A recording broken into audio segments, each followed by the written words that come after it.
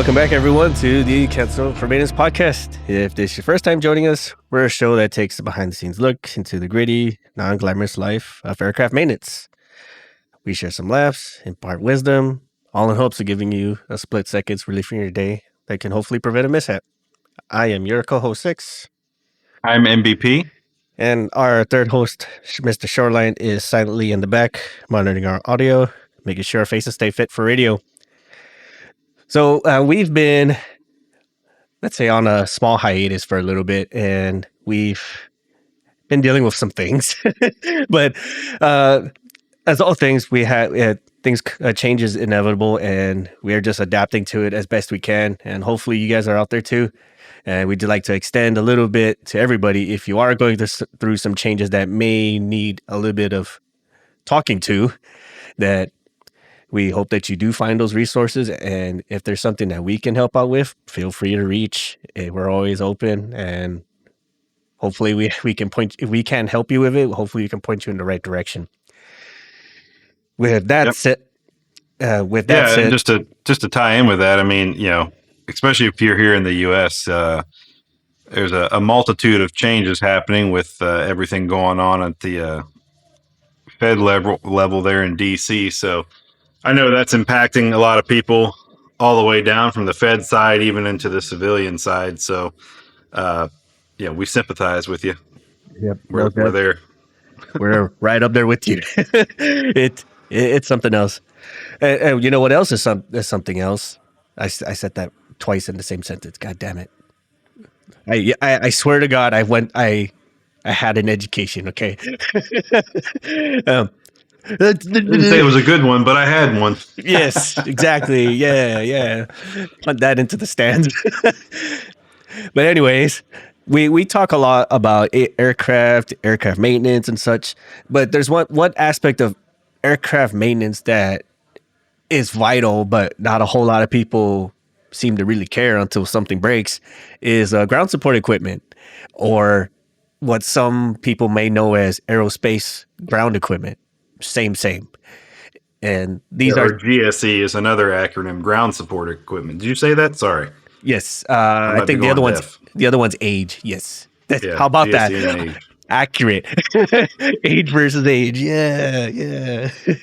Not me just looking at myself like an idiot. But support equipment. And the reason why we bring this up is because all planes need to get fixed, and they usually get fixed by some type of support equipment and tools and parts and stuff like that. But the support equipment itself are very complex machines. And I say complex meaning it's more than just a wrench or some kind of leverage bar, whatever. These are... it's serious when it's got its own engineering division, Yes. Be it within your own company or it itself is its own company. Yes. Or like its own maintenance cycle and stuff like that. Like there's a lot to it. And support equipment can be of a multitude of things, like an electric power cart, a hydraulic pressure machine, the freaking thing that puts air in the tires, or the ones that everyone in the airport sees is like the belt loader that puts your luggages into the plane. That's support equipment. And all of these things, they have their own method, they have their own way of getting acquired, they have their own maintenance cycle and so forth. So today, we're going to explore the sustainability of GSE, why it needs a closer look, why we're in the position we are right now with maintenance as far as GSE is concerned, and some of the challenges we can face with it. So with that, and so for all you out there, I'll give you a little something to do. Go walk behind your hangar or go look behind one of your outbuildings there close to where you're working and just look at the boneyard full of age equipment sitting there. Be it outdated, they can't get parts for it. It broke at one point and then somebody drug it over there and it fell to the void of Father Time, and now it's all decrepit and stuff. Yes, absolutely. An example that we've brought up numerous times in the past is this one tow tractor we had that it was just Frankenstein to oblivion. We just made it run on basically hopes and dreams. Like we just We believed in it so much, and that was the only thing keeping it going. I mean, the throttle cable had been cut and recrimped so much, it might as well have been a banjo string. It was that tight to reach from the engine side to the driver's side. And then even at that point, it was vice grips that you used to pull and push on the throttle cable to operate the throttle. Yes, you heard this right. Well, a multi-million-dollar aircraft on this thing was even looked like wartime surplus. It looked like it was kind of should have been put out to pasture even by the time we got it. So I'm going to say probably less than $1,000 in value, but what do I know? I mean, it's only being driven by a pair of vice grips, not like steering wheel vice grips, but that's like how you give it gas and stuff. It's bad. It's bad. But that goes about the importance of ground support equipment, like the stuff that it does, and then how it means or what it means to actually keep this thing going. This includes all vehicles used to service a plane between flights, right? Think of like the pit crew stuff for airplanes, like the big gas thing, the pneumatic impact wrenches, that speed friggin' jack that holds the car up, stuff like that. Okay, I'm going a little into the weeds, but for those of you who actually watch NASCAR, that's probably the closest.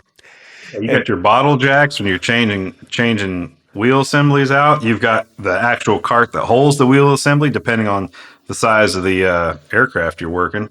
Yes. You've got lift tables. Mm-hmm. You've got your hydro servicing carts, engine oil servicing carts, lav service, your nitrogen carts, your oxygen carts, all those. I mean, the oxygen alone, like those filters need to be in tip-top shape and kept free and clear of anything of an oily residue, because anybody knows that'll catch fire quick. Like linseed oil on a rag in a trash can, it just combusts. Yes. And then a big one for that I've been dealing with is like your hydro servicing carts. Those have their own filtration systems, their own. Some of them, depending on how fancy they are, have their own ability to do testing, particle testing on them. Ooh. And those have filters as well and need to be recalibrated. And the filters get forgotten, or you go to replace them, and company says, "No, we're not spending money on that." And you're like, "Well, you have to. The filter's there for a reason to filter out the particles. You don't want to put that into the system." And then also you'll find a lot of vendors stop carrying replacement filters and the programs to recalibrate. So what do you do then? You've now got a dead piece of equipment, and your engineering group hasn't decided what the replacement's going to be, so they put you on a waiver letter kind of indefinitely, and you're like, well, at least we're covered by that, but at some point, we're going to have to get a replacement of something here, right? And even the O-rings for your filter housing and stuff, the OEM stops making it for those equipment. Why do they do that? Because they want you to go buy that new, right? Spend thousands of dollars more to get the newest testing equipment. Right. Yeah. It's business, I guess. It's sadly it is. It's kind of like your iPhone, like you have like say like an iPhone 9 or iPhone whatever, like something in the single digits and whenever new updates get pushed, it goes to your phone, and at some point the update is too much for your phone to handle, so it either like just blanks itself, or it more or less forces you, the updates force you to have to buy a new phone, right? And that's pretty good marketing if you ask me, but whatever, no here nor there. But as far as GSE is concerned, because the reason why it's such a problem is because it's not making money, if that makes any sort of sense. The money comes from you buying a ticket, you putting yourself in the seat, you've got taking the plane from point A to point B, or in say non-commercial, it's doing the job that it's meant to do, which is get in the air and do its thing and come back down. Right, that's the money maker. As far as ground support equipment is concerned, it's there, it's cool, right? And the issue is a lot of individuals tend to neglect this because they have those outstanding mechanics, they have those outstanding technicians and engineers who just, air quotes, make it work, as MVP has alluded to in the case of the waivers. Oh, and that's another good point you bring up, and sorry to cut you off, but I mean, depending on the size of your organization, you might have a whole age department and their sole focus is keeping the support equipment serviced and current and ready for use at a moment's notice when a call comes across the board. But if you're in a smaller organization like we've been at in the past, the aircraft mechanic and or avionics technician and or both or whatever are also responsible for maintaining the age equipment. Well, guess what priority is? It's on getting the aircraft fixed, so that gets back in the air making money. However, so then that keeps kicking the age maintenance down the road, right? So okay, we got some downtime. Oh no, we have a code red coming in, or we got phase checks coming up, and all right, everything gets pushed back again to support the money making side of the business, and things just fall into a decrepit status after a while. Right, and then again, like as MVP mentioned, these things cost money, and a lot of times the OEMs who make the stuff, they've either moved on or they've gone out of business, God forbid. So a lot of these equipment, like they just the cost it takes to bring it back to full service gets higher and higher. And whoever the bean counters is, they just look at this thing like, well, do we have to? And we just, like, air quotes, make it work until it just grenades itself, And in some cases, there's these type of equipment that only works on this one particular plane, right? Like for instance, the starter cart for an SR-71. It's only going to work for that one plane. It's not going to be used for anything else. It cannot be converted into anything else. So they just kind of look at it and say, well, we'll just ride it to the dirt until we phase out the plane. Right. Whenever that happens, right? But yeah, whenever that chooses to come through. But everyone out there has noticed some of these planes, they'll stay well past their service life. Example is like some of the planes we have now. They're well into the do not pass go line, but they still keep them going because to replace these things, it costs money again. And then or look at this, they'll let's say use the SR-71 starter cart, for example.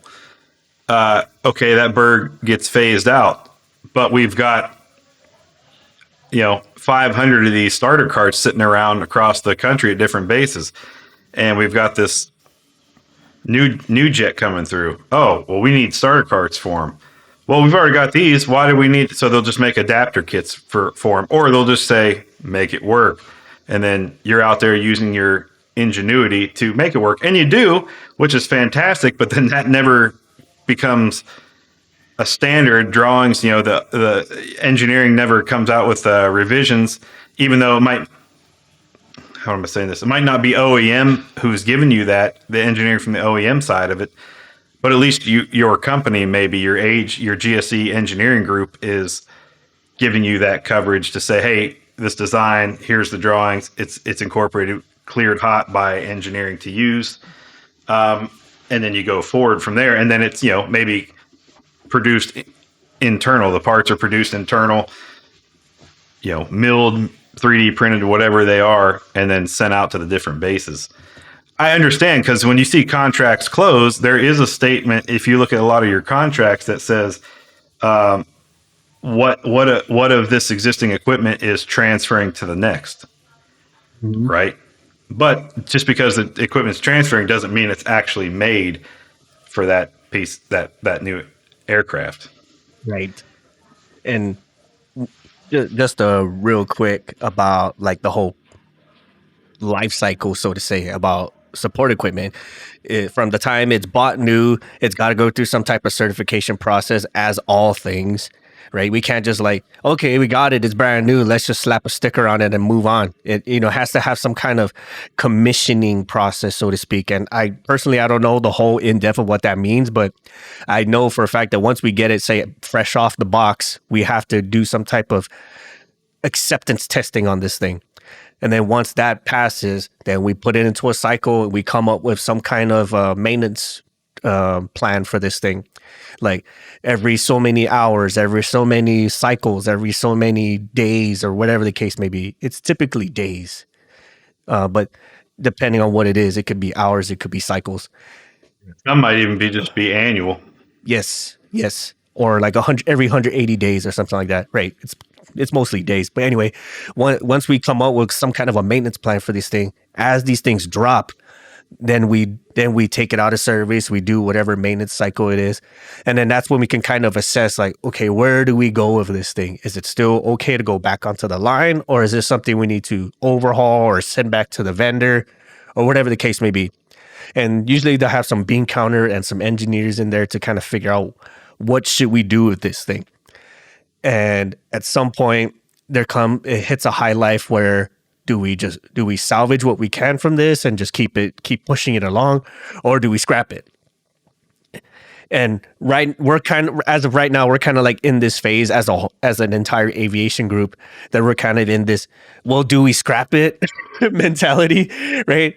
Because when's the next one going to come through, right? Or that kind of goes into the production of things. It's going way back behind the scenes. Like when's the lead time for the next one to come through? And if we factor in like how old some of these planes are versus how new some of this support equipment are, they may not be a 1-to-1 swap. And sometimes, that's kind of like the support equipment's hint that your plane's getting too old, you need a new one. But as it's easier to get a tow tractor or an electric start cart than it is to get a brand new plane. So this is kind of like where we are in as far as a whole. We're like, well, I don't have money for a new plane, so can we just make this happen? Just make this work, do what you got to do, Frankenstein it, whatever, right?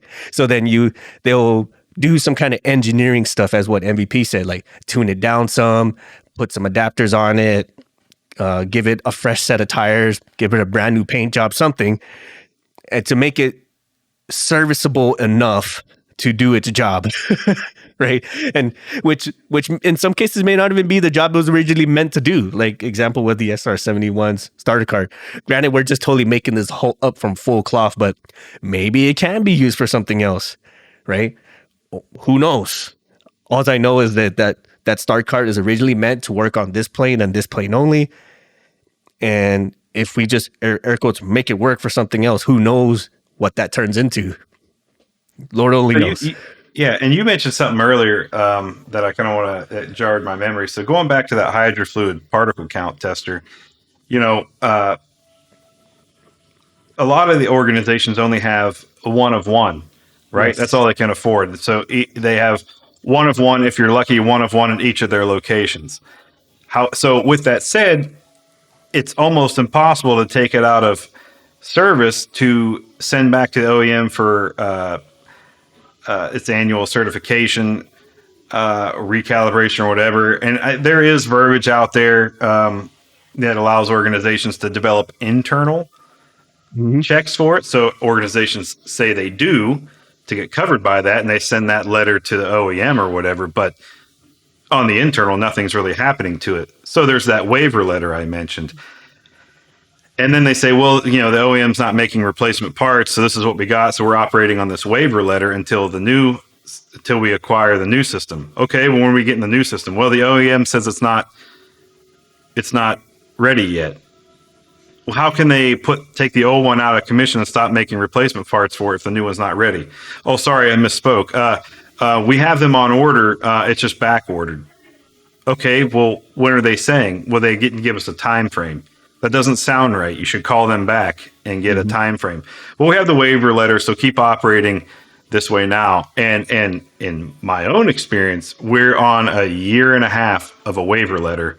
So filters for the particle count tester are a year and a half of being never changed. I think they pull them and I'm going to say flush them with some isopropyl. But I doubt that's actually happening. I don't think I've seen that happen one time. And so So now we're on, a year and a half, and keep pinging them. Hey, any updates? Oh, no updates. We'll let you know. What? And here's the other side of it, right? So there is testing and stuff for support equipment, but they aren't super governed or regulated like aircraft maintenance. Yeah. So the focus is on that, because otherwise it comes with, if it's a critical failure, it comes with worst case scenario, life loss, and best case scenario, hefty fines from the FAA. Yes. Right. So the focus is there. That's the moneymaker, and can cause you a lot of money and or reputation and everything else in between. And age is just there in the background. Yes, I'm glad you mentioned that as well, because going back real quick about the filter, because that was like the one thing that stuck. Like, I'm sure someone out there is like, well, can you just flush the damn thing? Like, yeah, we can flush it, but like once a hole is poked, you can't like unhole it. You know what I mean? Especially when it comes to filters. And then going back to what MVP said about like regulating the support equipment. Once it's dirty, it's dirty, right? Or once it's broken, it's broken. An example of how this can have trickle down effects is, say, like you have a oxygen cart and it has just a smidgen of, like, say, oil buildup from your hands over a prolonged period of time. When it's like onesies or twosies, it's not bad. But if you talk about years upon years upon years of just people handling this thing, eventually it's going to get corrupted enough so when they push oxygen through, it's going to get into the line. And then, God forbid, those times when you actually have to pull down your mask and put it on your face, now you're breathing in contaminated air. And we all know what that can look like. So that's how, like, these things can have like adverse trickle down effects. Does it take forever for it to build up? Sure. Right. But where, like, if there's checks and balances to be had, would you believe that? Would you want that to kind of be there, on top of the plane itself? So, if just a random tangent on that, and on top of these, on top of the sustainment and cycles of the age equipment itself, when you have only one of one or one of one on one site, when one breaks, it turns into I needed more. Right? We've played that game before where we had to like Frankenstein and hodgepodge different parts to make one good one or one decent one. So at least... Yeah, I'll use an aircraft. Sorry to cut you off again, but I'll use an aircraft jack, like a fuselage jack, as an example. Started leaking from one of the main seals, and it was a pretty hefty leak down. So any weight on it, I mean, it was just gushing fluid. So, but it was one of one. So for a while to use it, you would have to have somebody standing there with extra fluid and constantly pouring it in the reservoir as you were pumping it up. And you had to have another person there spinning that lock collar. I mean, with each turn, so it wouldn't go down too much. You know what I mean? And that's the reason those lock collars are there, in the event of a bleed down. But this one was bleeding itself, just trying to go up. Mm-hmm. So we did have, some of the maintenance team there. I say we, but they found an O-ring. They took it apart one day when they had some time or stayed late. Was going through the aircraft parts in the stock room and found an O-ring similar, but not the same thick diameter as what was in there. So they had to, I think they used two of them.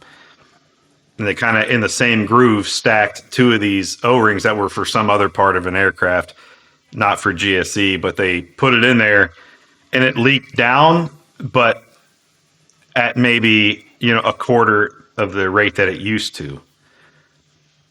So an improvement, sure, but not the total fix, right? At least you didn't have to have somebody, you weren't going through several quarts of hydro fluid while trying to jack an aircraft, Right. And if this sounds completely unsafe to you, it absolutely is, right? And that just, again, highlights just how sorely needed ground support equipment are, and also the upkeep and maintenance and whatnot. So if this is one of those things like we can make it work, I mean, what we ought to make work is the sustainability and or replacement of these things.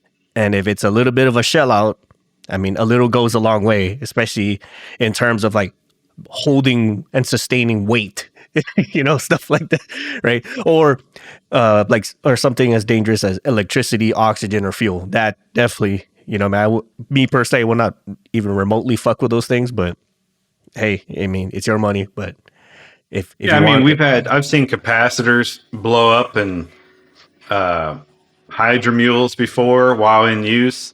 Mm-hmm. I saw one where it was a hydromule and the selector valve for the pressure was, I don't know, it got something broke on it, internal, whatever, happens after eons of use. And there was no replacement parts for it from the OEM. So we searched online and I think some local shops around town and found something that could work, right? But wasn't OEM. However, the valve positions weren't just left and right, on the thing. So you had to put labels on it and tell people like, hey, this, it's kind of reversed now. You think it would be this way, but it's actually this way. And you'd put labels on there, but people who had been used to using that piece of equipment for so long would just walk up, start throwing switches and turn the selector valves and then just blow out the hydro system on the aircraft side. It would advance pressure to the wrong part of the system. Yep. and blow out the system on that side. So overpressurization. That's a very good point. That's a very good point. You wrote that there, and that's 3,000 plus PSI. So that'll cut you pretty good if it hits you. But that's just another one of those instances where it's like, well, it's their fault. Punish them because they didn't read the label. Yeah, but it's a P-touch label on a piece of equipment that you've used for a long time. Like human factors are in everything, and I get it, but it's also a result of not having the correct parts, even for age. Yeah, and I'm glad you brought that up too, because another reason why the age equipment just kind of gets kicked down the road is the resistance to change from the user side of the house, right? Like you mentioned, like they're very used to using it a certain way. They're very used to having the buttons and switches and whatnot be a certain place. So the resistance to like just say, well, let's get something new in here. It's kind of met with a little bit of abrasion because the people using it have made it work for so long that they kind of got used to just the little quirks of certain equipment, right? And that's a terrible excuse, I know, for everyone listening out there, but it happens. Well, right? Not really, though, because let's say you and I have been in a place for 10 years and we've been using the same piece of equipment in a modified condition for 9 years of that time, and then they hire 2 more new mechanics to that facility, and you say, hey, tail number whatever needs servicing, go take care of it. And next thing you know, you hear a loud bang, and they're like, I damaged the system, I overpressurized it. And you're like, well, what the hell, this and that? And you're like, I turned the thing where it says input pressure to allow the pressure on. Oh, well, you can't just slam the thing over, right? Because in a normal system, you should just be able to turn the selector valve and it kind of regulates itself. It doesn't just slam all the pressure at one time. Right. But in the modified state, you and I know that we have to turn slowly, letting on pressure until we hit full stop on that valve. Mm-hmm.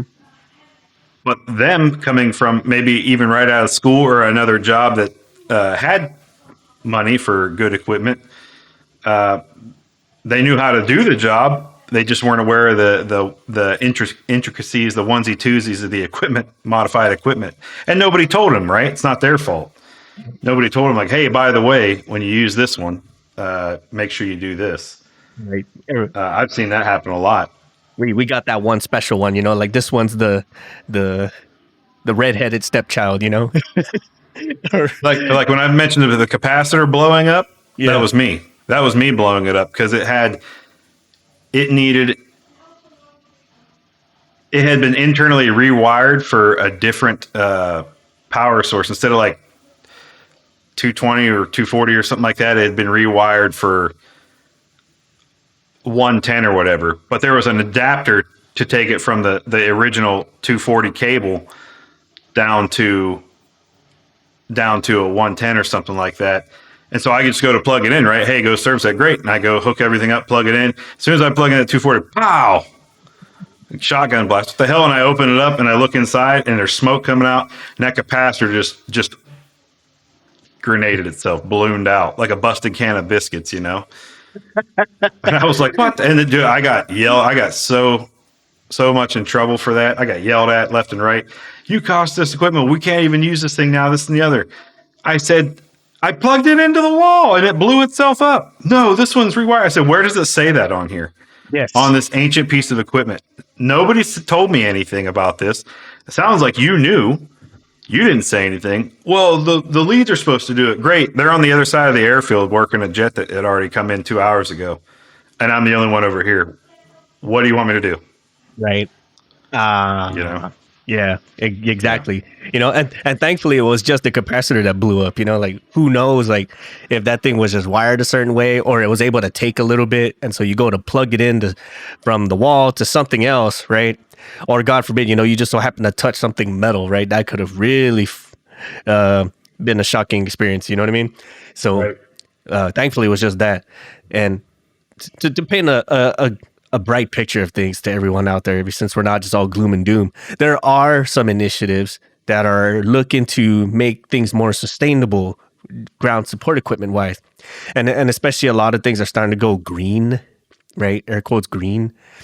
And so some places are starting to have more electrically driven support equipment. Heck, this one place we were at, there's not a sound on the line because everything's all electric. And when we first went there, it was weird. Like, where's all the noise? I mean, there's obviously noise because it's an airfield, but like half the noise you hear at an airport and such are the support equipment, not so much the airplanes. Oh yeah, I know what you're talking about. Yeah, we had diesel generator start carts out there. So if you had 10 birds on the line and 5 were testing and 5 were going to go out for flight, but you would at one point have 10 diesel motors running at 3,000, 3,200 RPM for hours and hours on end, just droning out there. And then when they switched over to the electric, you could hear the wind. You could hear yourself think. Silence. There's this one place, I believe it was down by San Diego, when it was like a quiet hour time or something, so everything had to shut off, right? So you're used to just noise everywhere. Engine noise, aircraft noise, ground support equipment noise, people screaming at each other noise, all the like, right? Typical airport style freaking noise. And then this quiet hour hits and just dead, right? Just ghost town dead. It was scary. Like, what is going on? It's never been this quiet before. I could actually hear myself think. That's how scary it was, right? And so picture that feeling, and that's all the time at this one airfield we were at where everything was electrified. And just like, are people even working, man? What's going on here? Like, you started kind of yelling at people for no reason. Like, what are you guys even doing? Like, oh, we're servicing such and such. Like, nothing's on. Like, yeah, it is. It's electric. Like, the hell? It was so weird. But that's that just kind of shows, like, there are some types of initiatives, there are some types of programs out there where they're trying to update things to the point where, like, now they can just run on electricity. Now, what are your thoughts on electricity? That's anybody's guess, but as far as what we saw at this one particular airfield, it's pretty sustainable, right? And it looks like a lot easier to get parts for these things than it was for a diesel one. I mean, a lot less maintenance, less oil changes, less filters, oil, fuel, whatever. Yeah. So I mean, so maybe that's the future of a lot of things is especially now when we're trying to make things a little bit more energy efficient. We're trying to make things more electrified, which sounds counterintuitive or counterproductive to be energy efficient to make things more electric. But if you really think about it, it makes sense because it doesn't take much to generate electricity. And especially if they're battery powered, they can probably it'll take a while for them to fill up, but once they hold a charge, they can hold it for some time. Well, what's nice with all that too is like when you have your quiet hours in an airport, but that's when maintenance is out there doing stuff. Instead of firing up the APU as you normally would for power, you just plug in the electric cart, and then you can power all the systems that you need to for certain like overnight checks or 7-day maintenance checklists or gas tire and oil checklist or whatever else. So it's kind of nice in that regard. Yes, it really is. And again, like since a lot of the support equipment are just going electric or fluid powers other than fuel, it saves all that fuel for the plane itself. For all the airport managers out there, like they'll really save you on your fuel costs because fuel is expensive as shit, right? It's bad enough we have to allocate fuel for the planes, and then having to have a separate allocation of similar or different fuel for the support equipment. That's a logistics nightmare for a whole nother set of people. But when you only have to worry about the plane's fuel, that saves up so much time and energy to maintain these things. So whatever your thoughts on electricity, just know like that's the upcoming future of having to make things more cheap and sustainable. Right. Now I have seen, talking about faulty equipment and stuff. I'll use this fuel chilling cart, right? So it's some aircraft they use fuel and circulate it through past oil system and past different avionics systems to draw heat away from those components, right? Mm-hmm. So kind of all works together. But over time, if you're just sitting on the ground testing or whatever, that just cycling the fuel around, the fuel is going to get too hot as well, and then nothing's cooling nothing. So you cycle it through a external chiller cart, and then cools it down, sends it back into the bird, and then the loop continues. Well, some of those carts from the OEM, I mean, just junk clamps and seals, so they start leaking almost instantaneously once pressure's applied.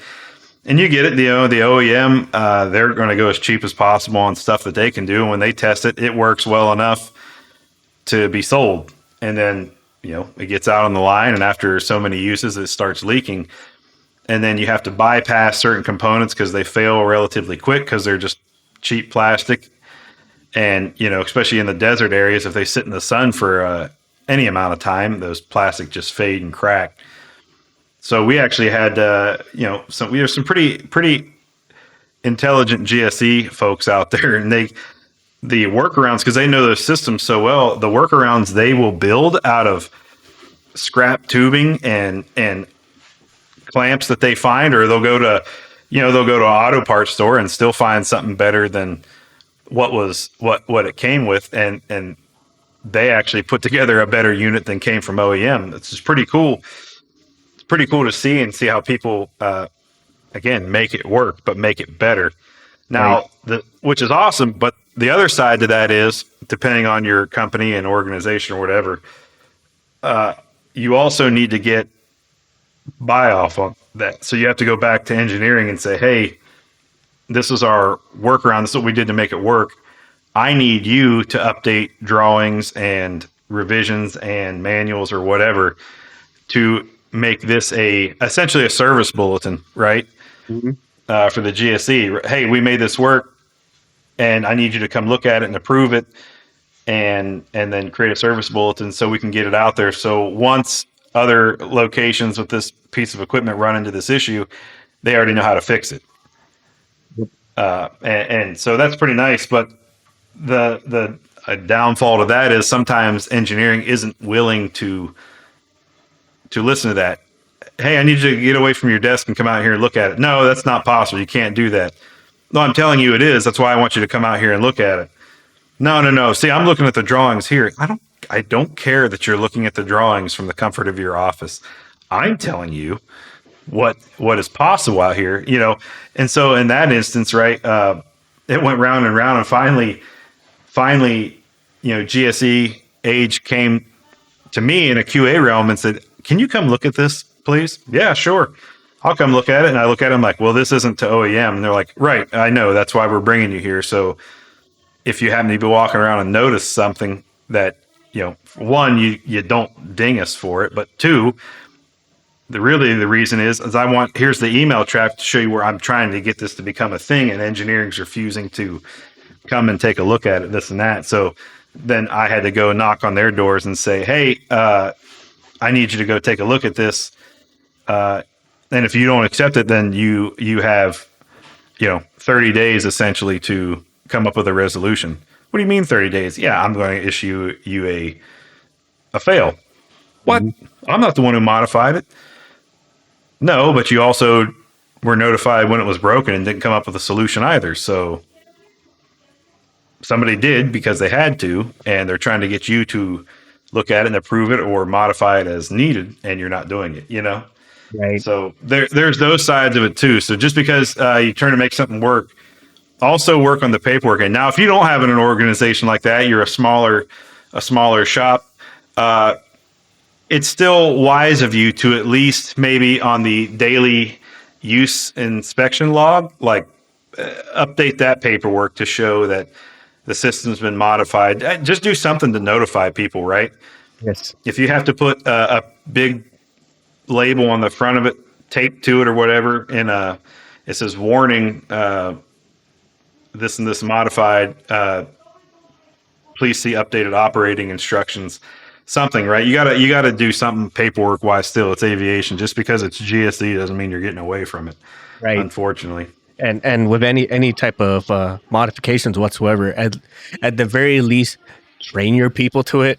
Right. You know what I mean? Right. So it's not just onesies and twosies that know the special way to jingle the keys, in the ignition, or something to that effect. Like, at least give everyone the chance to, like, hey, we're gonna have a sit down. We're gonna give you a little bit of know-how for this, and that's with any kind of change, right? Even if it's one of those like in-shop local only fixes, or if it's a brand new, like, hey, we're implementing this new system. Anytime there's something new, that's like a good rule of thumb. If it's new, train your people to it, and that in the long run saves problems. Right? Even if it's modified, let people know whatever operating instructions you have that are taped to the front of that thing or glued to the front of that thing.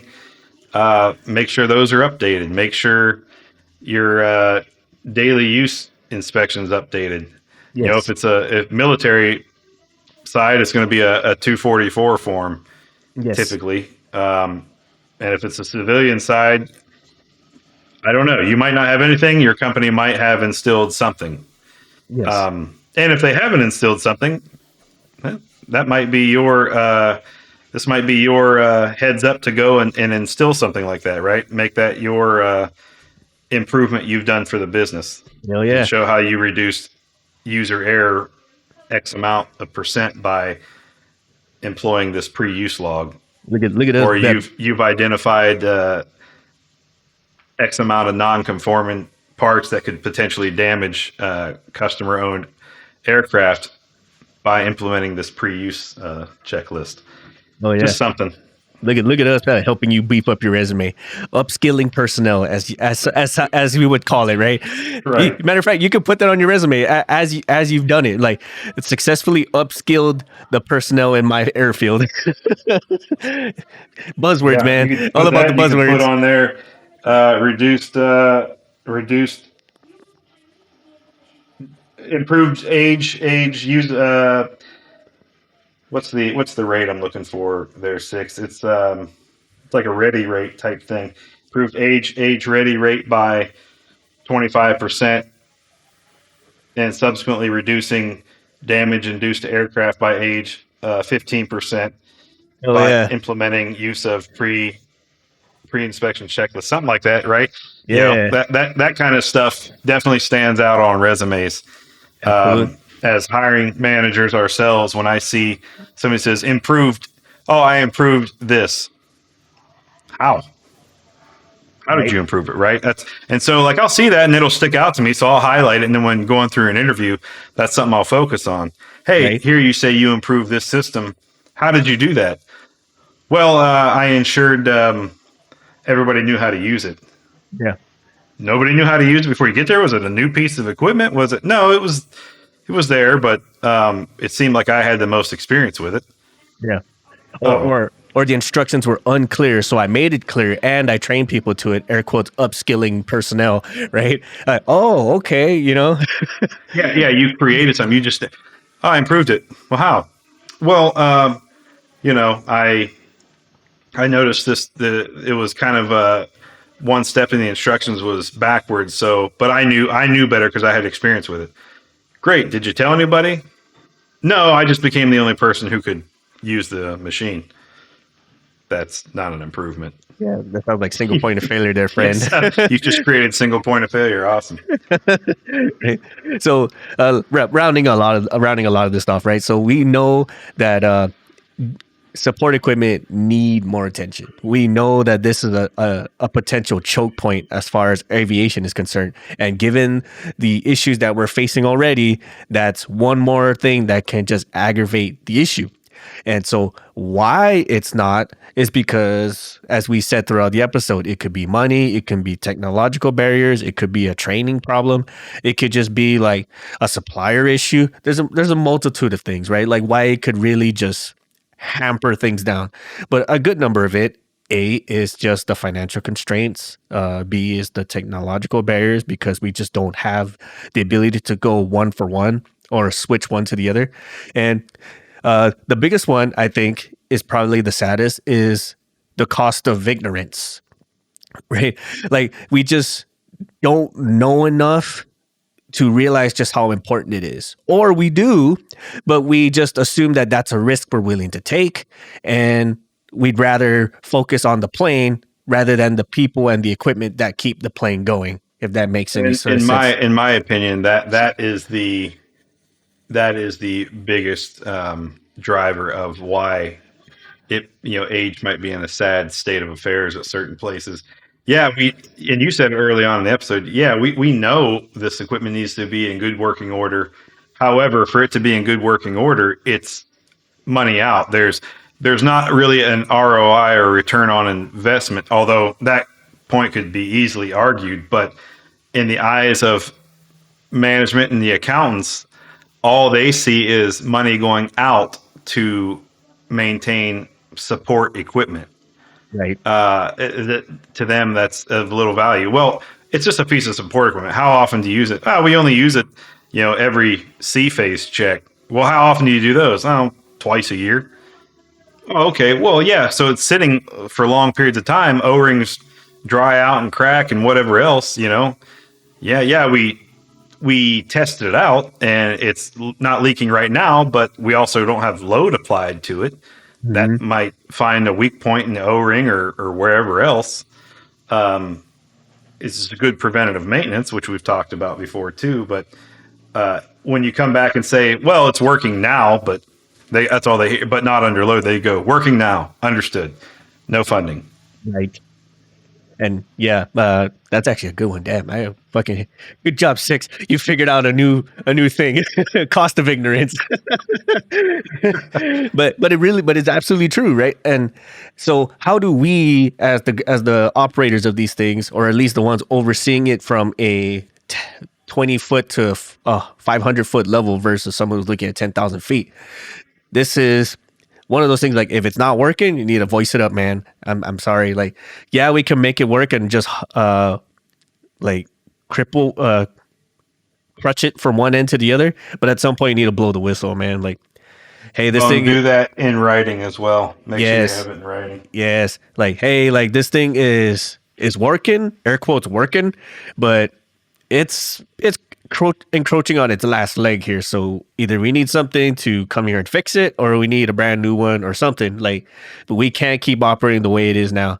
And a good way to really voice this up and just say, like, if this keeps up, we're not going to be able to meet demand.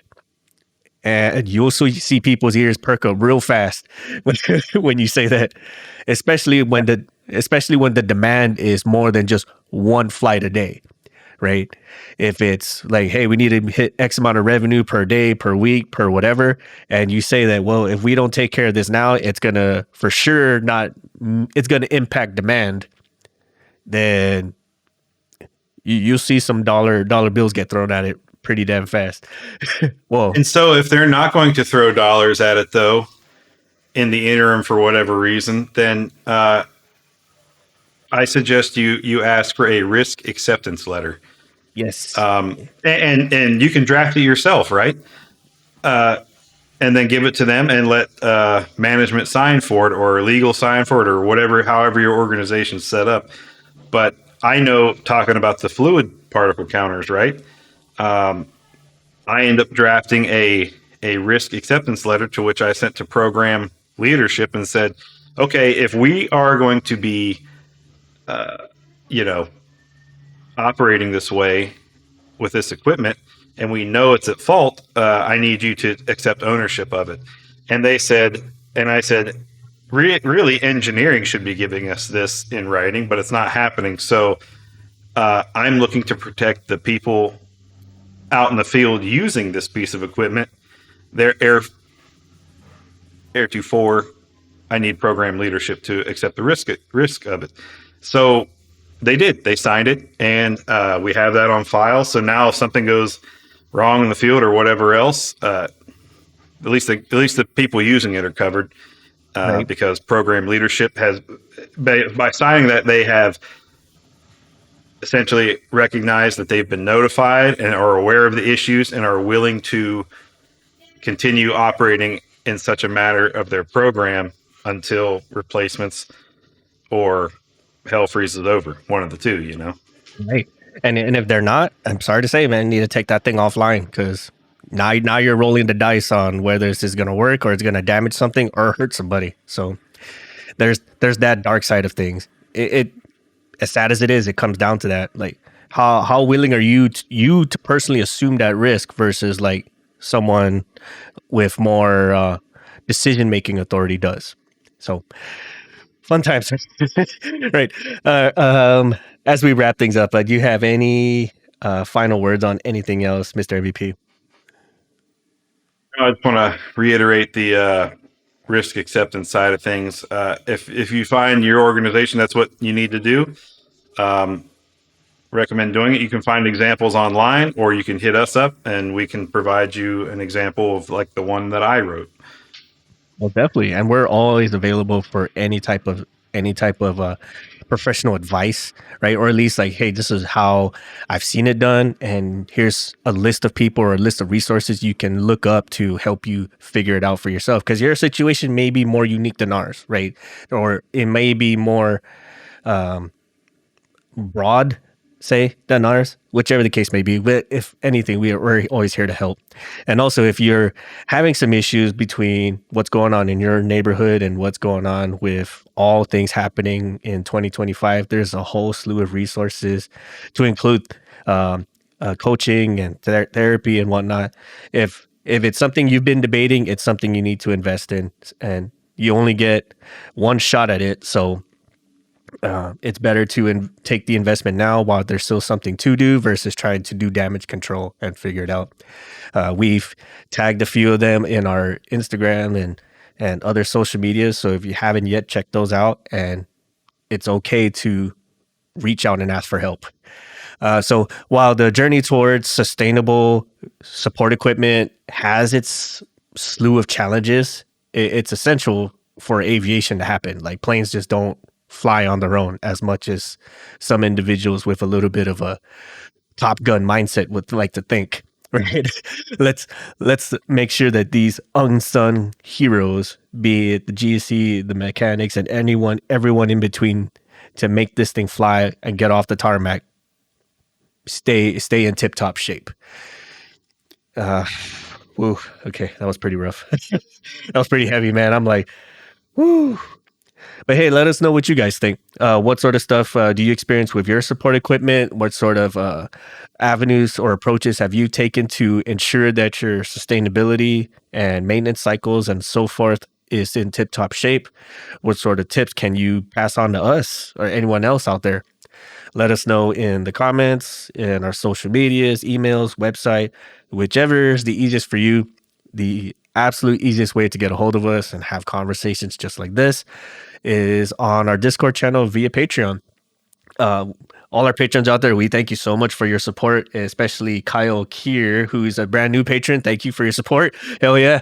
And for everyone else out there who's been a patron for so long, thank you again for your support and giving us the opportunity to make content like this. If you want to support us, there's always that Patreon and just sharing our content with people who need to hear it.